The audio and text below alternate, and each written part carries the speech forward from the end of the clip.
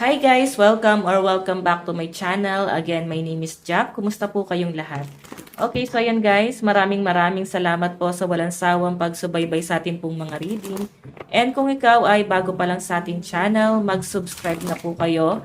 And i-click mo na rin yung ating notification bell para lagi kang updated sa ating mga bagong upload. And ayan guys, sa mga interesado pala sa ating private reading, wishing candle and cord cutting, kasi malapit na po yung full moon. Ayan, sa mga mag-a-avail ng wishing candle and cord cutting, message nyo lang ako guys. Nandiyan po sa description box below yung link ng aking Facebook. Ayan, sa mga gusto mag-avail, okay? Tignan natin guys, kanino bang love reading itong masasagap natin ngayon? Spirit guide. Kanino po itong love reading? Meron tayong Three of Pentacles. Okay. So, nakikita ko guys, si person mo parang abala, nakapokus sa trabaho, parang, actually, yung iba sa inyo nag-overthink ngayon, no? Kasi parang yung person mo, hindi ka masyadong kinakausap. Masyado siya guys, abala. So, nakikita ko rin sa kanya guys, parang mas mahalaga sa kanya talaga yung trabaho niya. Okay, mas mahalaga sa kanya to kasi marami siguro siya guys binubuhay. Or pwedeng marami siyang responsibility. Tignan pa natin, meron tayong Page of Wands. Or pwedeng meron siya guys inaayos. Meron siya pinaprocess na paperworks. Baka requirements to, no? Kasi nakatingin siya sa travel eh. So, nakikita ko na mukhang may biyahe itong taong to. Okay, baka mag-a-abroad. Baka may plano. Seaman ba to? Baka sasampa sa barko. Tignan pa natin guys. Meron tayong Emperor. Naku, parang pataasan kayo ng pride. Okay? Pataasan kayo ng pride, ay walang gusto makipag-communicate kasi once na may makipag-communicate dito, parang may pagtatalong mangyayari dito guys, no? Sa malinaw na pinapakita po sa akin dito. Okay? So, hayan, Aries energy. Pinakamalakas yung Aries eh. Meron tayong Leo and Sagittarius din dito. And Capricorn, Taurus, Virgo. So, tignan pa natin guys. Naku, mukhang merong hidwaan sa inyo. May matinding pagtatalong nangyari sa inyo guys, no? Medyo defensive. Feeling ko kasi pag in-approach ng isa, hindi magpapatalo yung isa. Ganun yung nakikita ko rito. As in, grabe yung pagtatalo. Okay? Tignan pa natin guys. Meron tayong, Knight of Swords. Nakikita ko na parang galit yung person mo sa'yo. Naiinis siya rito. Naiinis siya hindi dahil ayaw niya sa inyo. Naiinis siya kasi nga, tignan mo, Four of Pentacles. Hindi niya ma-explain eh. Dapat hindi ka na niya mahal eh. Parang ganon. Sinasabi niya rito, dapat hindi na kita mahal eh. Dapat hindi ko to nararamdaman. Pero ba't ako naiinis sa'yo? Okay, nagagalit itong taong to pero hindi niya ma-explain. Bakit niya yan guys nararamdaman? Okay? Okay, so yun yung kinakagalit niya rito guys. Parang di niya ma-explain. Ba't siya naiinis? Naiinis siya sa ginagawa mo, naiinis siya sa hindi mo pagkausap sa kanya, sa pag-iwas mo sa kanya. Grabe no, medyo ako naiirita na doon sa energy ng person mo kasi ang taas ng pride eh. Tapos parang siya patong nagagalit, parang wala siya guys paninindigan. Okay? Ayan no. Knight of Swords. So, siguro yung magiging approach sa na tong taong to, pagalit pa siya guys, no? Kunyari, dahil talagang wala ang pag-uusap sa inyo, and ikaw parang hindi mo rin naman siya kakausapin, parang bahala ka dyan. So, ang nakikita ko sa person mo guys, hindi to makakatiis, kakausapin ka nito, pero yung approach niya sa inyo guys, parang pagalit. Okay? Parang, oh no, kumusta ka na dyan? Ganun pa siya guys, sa parang ikaw pa yung i-blame niya. So parang maiirita ka lang kasi parang binibwisit ka lang na tong taong to. Bakit niya kailangan sabihin niya sa inyo? Bakit kailangan siya ganyan? So mabubwisit ka talaga. Ganun po. Tignan natin ha, ano pa ipapakita dyan. Okay, meron tayong, ayan, Seven of Swords. Ito kasi guys, ano to eh. Masyadong selfish, napaka-narcissistic na tong taong to, guys. Kasi sarili niya lang, guys, yung iniisip niya. Sarili niya lang yung parang iniisip niya na nasasaktan, na nahihirapan.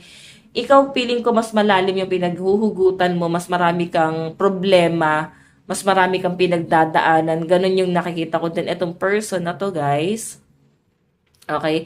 Etong person na to, mararamdaman niya lang what I mean, mararamdaman niya lang yung galit once na siya na inaagrabyado mo. Pero nung ikaw yung nangangailangan, nung ikaw yung, what I mean, nung kailangan mo siya, wala naman siya dyan eh. Pinitsapwera ka niya eh. So, grabe no. Sabi ko sa inyo, may pagka-selfish tong taon to. Mabait to sa ibang tao. So, kilala siya ng ibang tao na mabait naman niya na. So, ganyan, ba't siya ganyan? So, parang ikaw pa yung lumalabas na masama. Kasi parang manipulative tong taong to or ganun talaga yung ugali niya. May pagka-plastic din tong taong to. Wala siya guys appreciation. Grabe, ganun yung energy. Meron tayong death. Diba? Death. Ending and new beginning. So, nasa inyo na lang guys, no? Kung ako yung tatanungin nyo, wag na. Wag na. Okay, wag mo na guys kausapin pa tong taong to. Ang nega-nega ng energy niya. Meron tayong the chariot, okay? So, medyo may pagkamayabang yung energy. Nakikita ko sa kanya guys, the chariot kasi. Yayabangan ka pa niya eh. Feeling niya kasi, dun kanya makukuha pag meron siyang may pagmamalaki sa inyo. Okay? Though hindi ka naman ganong klase ng tao, pero ganun kanya kasi guys nakikita, ganun kanya tinitignan. Or baka yun lang talaga yung gusto niya kasing maipakita sa inyo. Gusto ka lang talaga niya guys iyabangan. Okay? So meron tayong energy ng Capricorn, Taurus, Virgo, Aquarius, Gemini, Libra. Ayan. Aries energy. Tignan pa natin guys ha. Grabe. Kakairata yung energy ng person na to. Ngayon lang ako nairata ulit dito sa reading ko, no? Okay, ano yung nararamdaman ng person mo sa'yo? Nararamdaman ni person mo sa'yo? Meron tayong, okay, 8 of Wands, communication. Nagpapahabol kasi siya eh. Diba? Kung nung lalaki to guys, tas mas ahead pa sa inyo, parang hindi lalaki yung niya eh, pinapakita niyang ugali sa inyo. Pero nakikita ko guys dito, gusto niya nakausapin mo siya. Yun yung nararamdaman niya na parang ikaw yung hindi makatiis, ikaw yung nagmamakaawa, ganun no, parang binubuo niyang senaryo sa isip niya. Tignan natin, nararamdaman sa inyo, pero siya yung may gustong kausapin kayo, tignan mo. Four of Pentacles, nakikita ko sa kanya guys na hawak-hawak niya pa rin yung memories niyo together, na doon sa point na feeling niya sa kanya ka pa rin kahit nahiwalay na kayo, feeling niya kanya ka pa rin. So, pag nagkaroon ka guys ng ibang person, kahit napakatagal nyo nang hiwalay, i-blame ka pa rin itong taong to na parang napakasama mong tao. Yung tipong napakatagal na nating hiwalay, bakit nagkakaganyan ka? Parang ganon. Okay, tignan pa natin, King of Pentacles. Siya kasi itong mabagal eh. Alam mo yung pagkakamali niya sa inyo niya talaga ibubunton kung bakit siya guys nagkakaroon ng pagkakamali. Kasi kasalanan mo daw yon. Okay, wag niyo na talaga guys balikan tong taong to. Napaka-negative ng energy and nayayabangan ako. Ganon, promise guys. No? Ay no, Capricorn, Taurus, Virgo, Aries, Leo, Sagittarius. Tignan natin ano naman po ang okay. Tignan natin ano naman. Okay. Ano naman yung tingin mo? At tingin sa ni person? Parang alam mo, ang baba ng tingin nito sa mga babae, kung babae ka or lalaki, no? Parang wala talaga siya guys, respeto. And may pagkaano siya guys, parang mama's boy or mama's girl. Wala pa to guys paninindigan o hindi niya guys kaya magplano sa sarili niya eh. So ikaw, ayan, may third party, no? Kasal ba to? May naunang asawa to? And hindi rin siya guys tinagalan nung nauna kasi nga may something sa kanya. May praning tong taong to. May mali sa kanya. Ganun po yung nakikita ko dyan. Okay? Tignan pa natin. Ano naman ang action ni person? Fortune, moving on. 'Di ba? Kung kailan naka-move on ka na, doon pa siya guys magpaparamdam. Kung kailan hindi mo na siya guys kayang tanggapin. Ito ka kasi. Tapos nag-offer siya ng cup of love. Eh ikaw nakatingin ka doon sa third party. Yung ginawa niya no, sukdulan na, parang ganyan. So nag-offer pa siya ng cup of love. So parang ang yabang no, ang lakas ng loob. Medyo makapal yung mukha, ganun yung atake. Sige, tignan pa natin guys, may water sign, Cancer, Pisces, Scorpio. Ano naman yung outcome? Outcome. Meron tayong Page of Pentacles, Capricorn, Taurus, Virgo. Meron tayong Aries, Leo, Sagittarius. Seven of Wands and the Magician.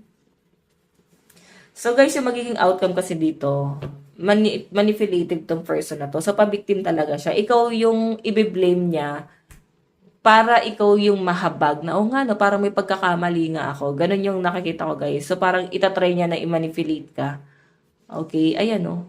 Kasi yung approach niya nga sa inyo guys, pag galit, ganun pa rin yung pinapakita, communication tong once. Nakita ko nakakausapin kanya, pero pag galit, pero kung makikita nyo guys, eto, the magician, manipulative to, I think susumbatan ka nitong taon to. Di ko alam bakit ganito siya mag-isip, no? Sobra yung ano, wala akong nakitang kabutihan dito sa taong to. Pero ang tingin sa kanya ng mga tao, mabait siya. Okay? Siguro kasi pag meron siya, mapagbigay siya, kaya ganun tingin sa kanya, mabuting tao siya. Okay, meron tayo diyang ano, yan. Capricorn, Taurus, Virgo, Aries, Leo, Sagittarius. Sa side mo naman, ano naman ang nararamdaman mo kay person? Ano yung nararamdaman mo kay person? Meron tayong, na-stress ka na dito sa taong to. Actually, nahirapan ka rin, no?